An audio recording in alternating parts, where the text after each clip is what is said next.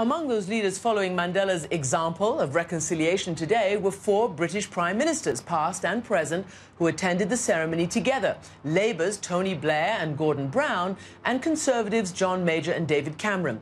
I caught up with Prime Minister Cameron as he was about to take his seat for the service. What does it mean to you to be here, first of all? It means a lot because it's really to say goodbye to an extraordinary man and to commemorate someone who did so much, not just for South Africa, but also for the world in terms of the inspiration that he gave. Most of all, I think, the fact he was able to forgive those that had done so much wrong to him. He set an example to leaders and to politicians, to his people and to the world that really doesn't have a parallel. The Queen Elizabeth, was very saddened by his passing, and he had several visits to Buckingham Palace, and they got on, it seemed, very well. But obviously he had a difficult relationship with Britain during the anti-apartheid time. Margaret Thatcher was not pro the sanctions. Tell me the evolution of the relationship between South Africa and Britain on this regard. Well, it's always said he had this amazing relationship with the Queen, and indeed I think he's the only person who can get away with calling her Elizabeth, so the story. Really? That is what I'm told.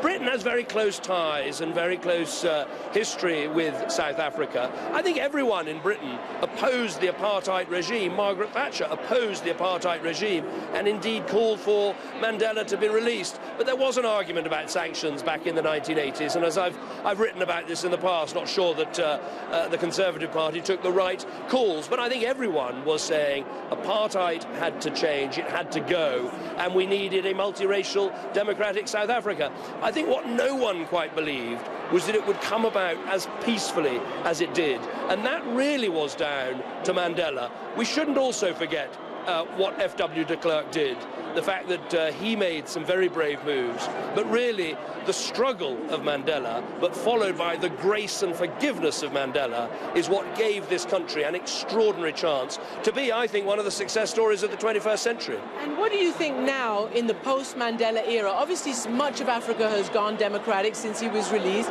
but people are very concerned about the ANC, the corruption, the income inequality, you know, South Africa's economic stance right now. Where do you think the hope for the future lies, including in politics? Well, there's obviously a lot of work to be done, but I'm an optimist. If I look across Africa, you can see some democratic success stories now. You can see some economic success stories, and South Africa has the opportunity to be the economy that's the engine of Southern Africa.